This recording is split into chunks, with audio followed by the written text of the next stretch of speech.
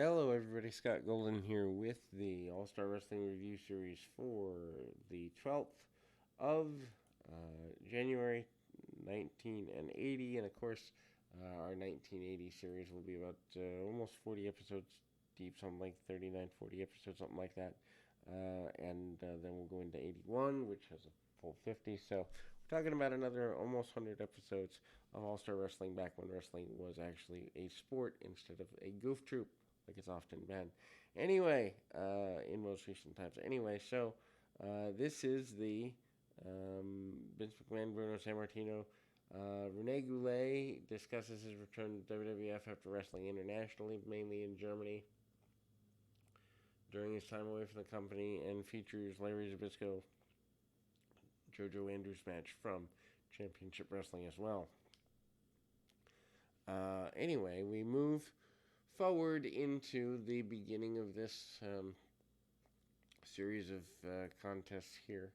And obviously, the Zbyszko and Sammartino build, pretty big deal here. At least they're talking about it. But the showing Zbyszko in the match with JoJo Andrews, kind of his return. He'd been gone for a little while, 3 or 4 months prior to returning, and most recently asking to face off with Bruno Sammartino, and eventually that plays out over the next several weeks. Anyway, Zbyszko, again, one of the only man that Bruno ever trained fully, I believe, and ultimately, Larry trying to be out of his shadow, as he so claims it, hammerlocks and basic stuff, tie-ups, and Andrews, who kind of gets a big bear hug on the man, doesn't get everything he wants on it.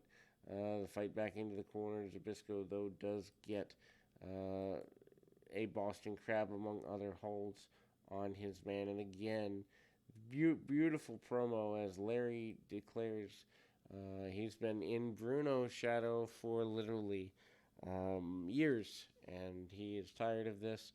He wants to fight Bruno on television. He is grateful. He does not hate Bruno. He and reiterates this several times throughout, but that he can no longer be in the shadow of Bruno Sammartino. It is a heartfelt, beautiful promo. Baby faces, if you're on the independent scene, watch this. This is how you tell a story. None of that goofy, I'm a tweener BS. None of that, I want to be a cool heel. This is how you get at a crowd. Yes, a lot of people say the world's changed a lot in the last 40 years, and it has. But emotions still work the same way, and if you understand emotion, you don't need to do the goofy stuff that is prevalent in wrestling these days. Wild Samoans with Captain Lou Albano defeating Dominic DeNucci and Steve King 6:22 after off opinions King after a Samoan drop. Dominic DeNucci being in the ring with the Samoans is a pretty big endorsement. Of course, DeNucci multi-time tag team champion, and so being here, pretty big deal. Tie up by Afa and Sika obviously are the heels, and the tag team for Captain Lou Albano. They kind of continue to go after Danucci for several minutes. They'll punch, kick, and also eye rig, bite, and do anything they need to do. Also cutting the ring off. Not Sammartino, but Albano very happy on the outside of the ring. Obviously, King, the lesser of the two combatants in terms of effectiveness, but DeNucci takes the majority of the match. I almost think to try and get the fans to take the Samoans a little more seriously. Punch kick gets them over, and ultimately things go in the right direction. As mentioned, Rene Goulet talks about wanting to challenge the champion, although it doesn't even mention Bob Backlund by name. So I'm actually wondering when you watch the promo if Goulet knows that Backlund is champion at this point. Manages to talk about the differences in styles in Germany and European wrestling, the round system versus what they have in the WWF. Puts over the competition pretty heavily. Then we go Rene Goulet and Jose Estrada with a gut wrench suplex by Goulet, the Flying Frenchman. A more traditional style wrestler, probably could even compare him to a guy like Les Thornton by this point, because he's much more hold, counter hold motivated, much more trying to get the most out of the least. Uh, uh, Rivera Estrada jumps down with a top rope foot drop at one point. Also, interesting head scissors, and Goulet manages to be really good at just hold, counter, hold. Interesting style. Breaks down the match into front face locks. Goulet even manages to go at his man pretty aggressively. Finally gets the um, inverted suplex and gets the win. Then we move to another match in the series. This happens to be Tito Santana is up next, one half of the tag team champions. Odd that Santana, over the past couple of weeks, has been wrestling, uh, um, more of a single style. This is Johnny Rods that he's fighting, or Jose Estrada that he's fighting here.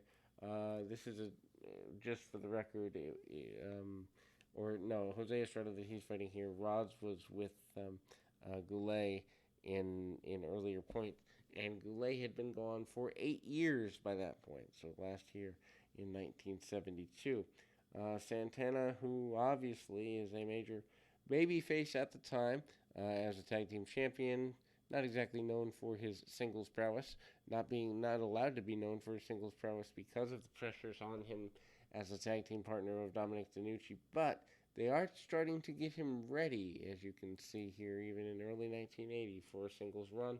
It doesn't happen right away, but it does eventually happen. Santana with some takedowns, leg locks, showing a little bit of that Texas fire, also the Latin American fire that he becomes known for. Hasn't really found his way fully yet, obviously, overshadowed a bit by Putski, but a very punch kick style, basic maneuvers. Both men grappling for proper position throughout the match, and the crossbody eventually gets Santana the victory. We move to the, I guess, final match on the day. Big Bobby Duncum managing to be in the position of authority here. Captain Lou Albano presents him as he faces Angelo Gomez, beats him with a bulldog in just over 3 minutes. Not exactly anything to write home about, and I actually would be interested in seeing Duncum in competitive matches. I know I've seen his son in competitive matches. I don't know that I've ever seen Bobby Duncum in competitive matches. Ultimately, there is, a very basic punch kick style, more of a Texas, almost like a Stan Hansen style, but a victory for Duncum, and we go into more continuation. We'll be back with more right after this.